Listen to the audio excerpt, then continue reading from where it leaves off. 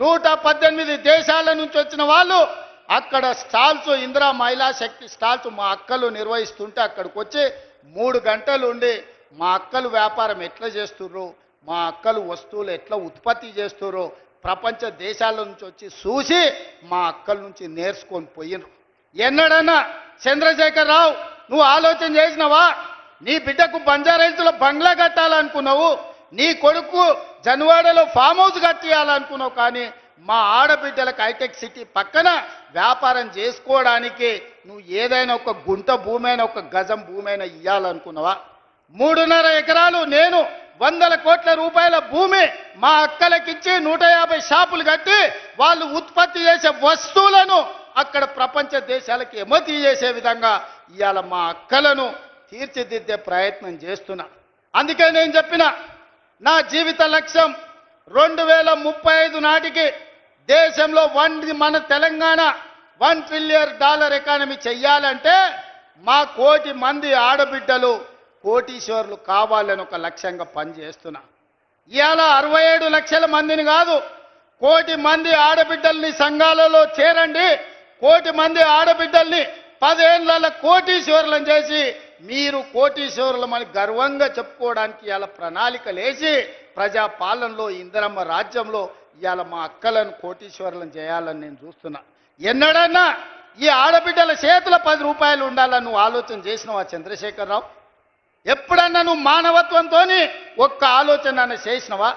ఇవాళ మేము ఆలోచన చేసినాం, మా ఆడబిడ్డల్ని గుర్తించినాం, వాళ్ళకి గౌరవం ఇచ్చినాం, వాళ్ళకి బస్సు ఇచ్చినాం, విద్యుత్ ఇచ్చినాం, పెట్రోల్ బంక్ ఇచ్చినాం, హైటెక్ సిటీ పక్కన భూములు ఇచ్చినాం, వ్యాపారాలు ఇచ్చినాం, బట్టలు కుట్టేది ఇచ్చినాం, బడి మీద పెత్తనం ఇచ్చినాం. 18 నెలల్లో ఈ దేశంలో ఎవరైనా ఆడబిడ్డల కోసం ఇన్ని మంచి పనులు ఎవరైనా చేసిన వాళ్ళు ఉంటే ఎవరో ఏ రాష్ట్రమో పోటీ పెట్టండి. తెలంగాణ రాష్ట్రం నుంచి మా సీతక్కను, మా కొండా సురేఖను, మా సోదరిమణులను పంపిస్తా, వాళ్ళతో చర్చ చేయండి.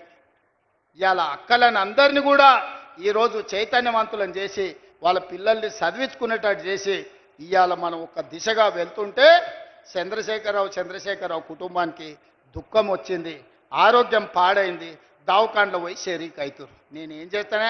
నీ కడుపు నుండే విషం పెట్టుకుంటే నేనేం చేస్తా? డాక్టర్లు కోసి తీసి విషం తీసి బయట వేస్తారు, అంతేనా? కడుపులో విషం ఉంటే డాక్టర్ ఏం చేస్తాడు? దవాఖానకు పోతే కోసి విషం తీసి బయట వేస్తాడు.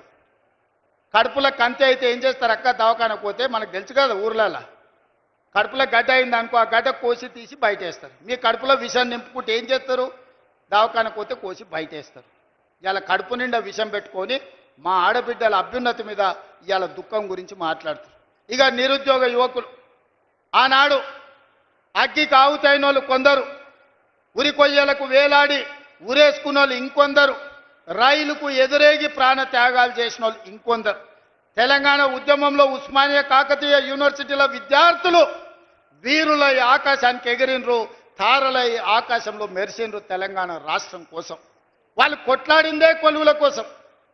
2 లక్షల కొలువులు ఖాళీలు ఉంటే ఆ కొలువులు నింపలే.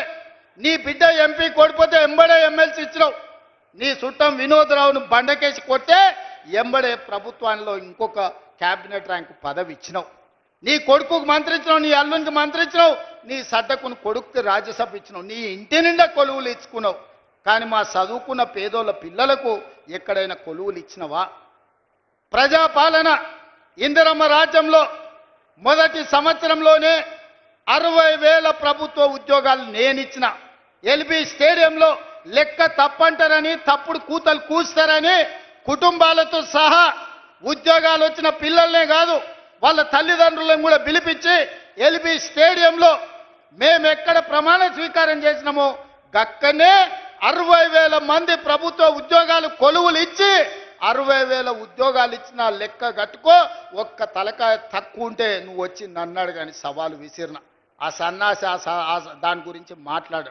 ఇప్పుడు కూడా నేను చెప్తున్నా, 2.5 సంవత్సరాలు పూర్తి చేసుకునే లోపల మా పరిపాలన 2.5 సంవత్సరాలు పూర్తి చేసుకునే లోపల ఇంకా 40,000 ఉద్యోగాలు ఇచ్చి మొదటి అర్ధ భాగంలో 1,00,000 ప్రభుత్వ కొలువులు ఇచ్చి దేశానికే ఆదర్శంగా నిలబడి తెలంగాణ మోడల్ అంటే ఇదిరా. తెలంగాణ రాష్ట్రంలో నిరుద్యోగులను ఆదుకునే సోదరుడు ఉన్నాడు. ప్రభుత్వ కొలువులు వస్తాయి. చదువుకున్న పిల్లలకు వాళ్ళ కులాలు చేపలు పట్టుడు చెప్పులు గుట్టుడు కాదు,